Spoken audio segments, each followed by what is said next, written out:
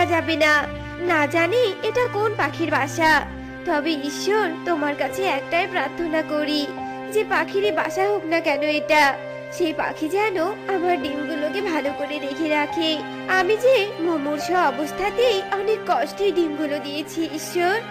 এসব কথা বলে নাগিন পাখির বাসা থেকে চলে যায়। আর কিছু দূর যেতে না যেতে নাগিন মারা যায়। আর এদিকে টুনি বাসায় ফিরে আসে। টুনি ভীষণ বোকা পাখি ছিল। হাই হাই, এ কি কাণ্ড! আমার বাসায় ডিম এলো কোথা থেকে? আর চারদিকে বা এমন ফোঁটা ফোঁটা রক্ত কিসের? আমি তো এতক্ষণ বাসাতেই ছিলাম না, তবে আমার বাসাতে ডিম দিল কে? না, আমার বাসায় তো কেউ ডিম দেওয়ার কথা নয়। তবে কি কাল রাতে আমি ঘুমের ঘোরে ডিম দিয়েছিলাম আর সকালবেলা খেয়াল না করে বাইরে চলে গেছি? সত্যি আমি ভীষণ বোকা, নিজের ডিমের প্রতি আমার খেয়ালই নেই। যাই হোক, আর ভেবে কাজ নেই, ডিম যখন দিয়েছি এবার তো ডিমে তা দিতে হবেই আমাকে। এসব চিন্তা ভাবনা করে বোকা টুনি ডিমে তা দিতে শুরু করে। দেখতে দেখতে বেশ কিছুদিন কেটে যায়।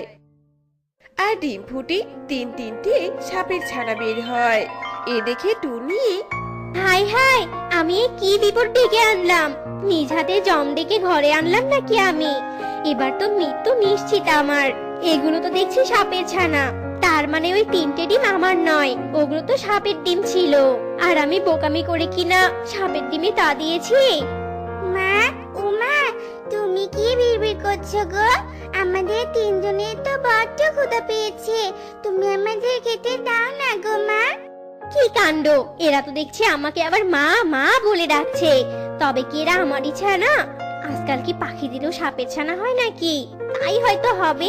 এরা নিশ্চয়ই আমারই ছানা, আর ওরা তো আমাকে দংশন করছে না।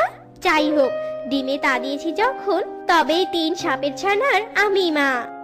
এরপর থেকে টুনি তার তিন সাপ ছানাকে মায়ের মতো ভালোবাসতে শুরু করে। এ কি কাণ্ড!